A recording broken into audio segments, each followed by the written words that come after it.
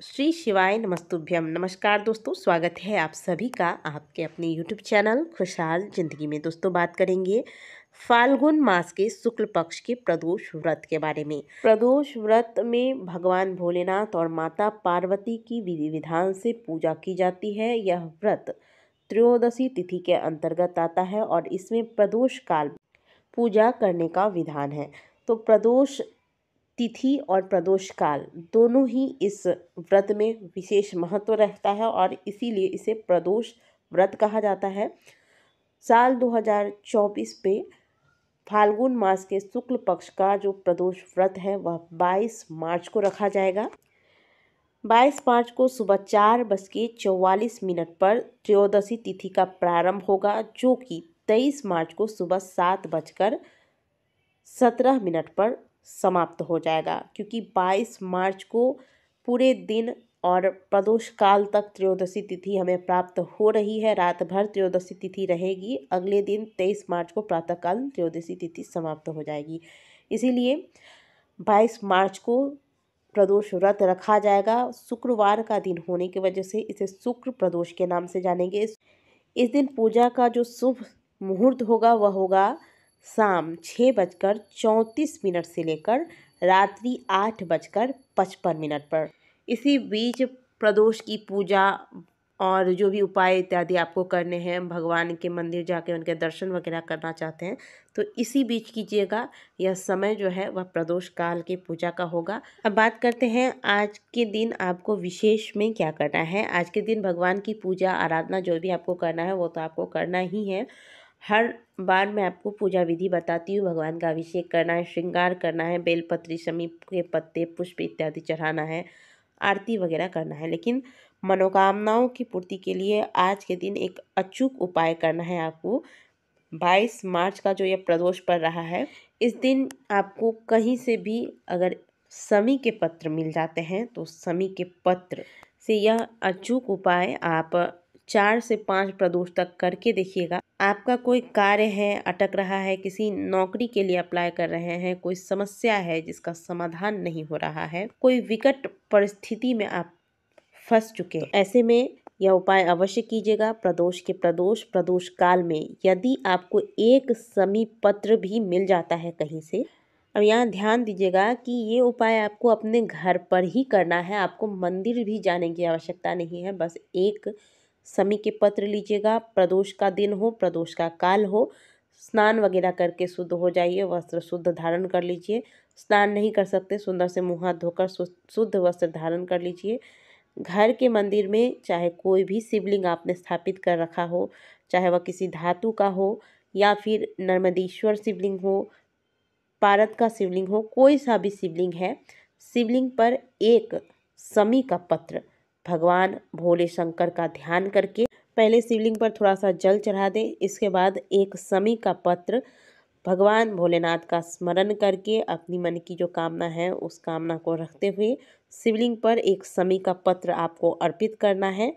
अर्पित करके भगवान के समक्ष घी का दीपक वगैरह लगाकर, धूप वगैरह दिखाकर भगवान को प्रणाम कर लें। अब यह शमी के पत्र जो है आपने चढ़ाए हैं शिवलिंग पर, इसे यूं ही पड़े रहने दें।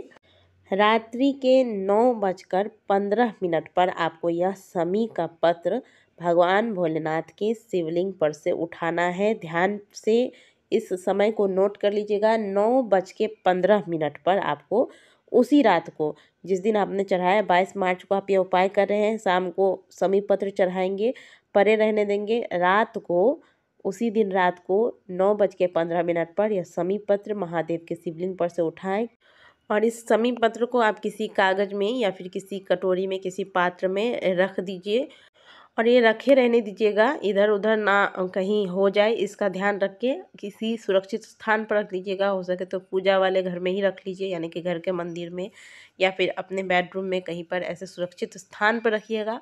अगली प्रदोष जब आए तो पुनः इसी प्रकार से अपने घर के शिवलिंग पर जल चढ़ाएं, एक शमी पत्र चढ़ाएं। रात के 9:15 यानी कि 9:15 पर यह शमी पत्र उठाइए। पुनः इसे किसी पात्र में या फिर उसी शमी पत्र जो आपने पहले से रखा है जिस पात्र में या कागज़ में, उसी में रख दीजिए। ऐसा आपको 4 या 5 प्रदोष के समी पत्र को चढ़ाना है और उठाकर जमा करना है। 4 या 5 प्रदोष के इस समी पत्र को आप जमा करके रख लीजिएगा।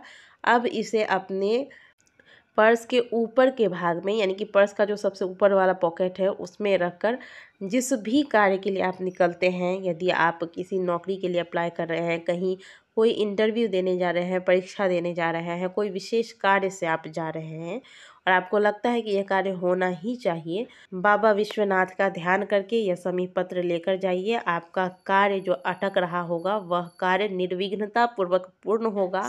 प्रदोष का जो यह समी पत्र है यह बहुत बलवान होता है, आपकी मनोकामनाओं को पूर्ण करने वाला ताकत यह समी पत्र रखता है।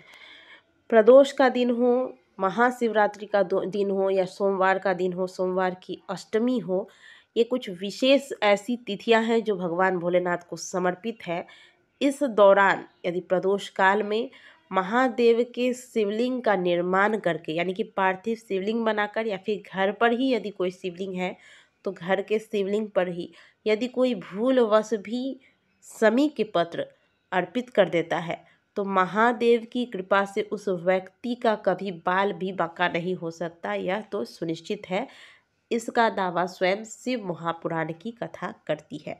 तो इसलिए नियम बना लीजिए, प्रत्येक प्रदोष को महादेव की पूजा अर्चना के दौरान समी पत्र महादेव को अवश्य अर्पित कीजिएगा। और यदि आपका कोई कार्य अटक रहा है तो आप रात्रि 9:15 बजे वाला यह उपाय जो कि समी पत्र से आपको करना आरंभ कर दीजिए। 3 से 4 प्रदोष को यह करना है और 3 से 4 प्रदोष का यह जमा किया हुआ समी पत्र आप जो कार्य आप करना चाहते हैं उस कार्य को करने से पहले अपने पर्स में लेकर निकलिए। महादेव की कृपा से आपका कार्य पूर्ण होगा। तो दोस्तों, बहुत अच्छे से आपको समझाने की कोशिश की है इस उपाय को।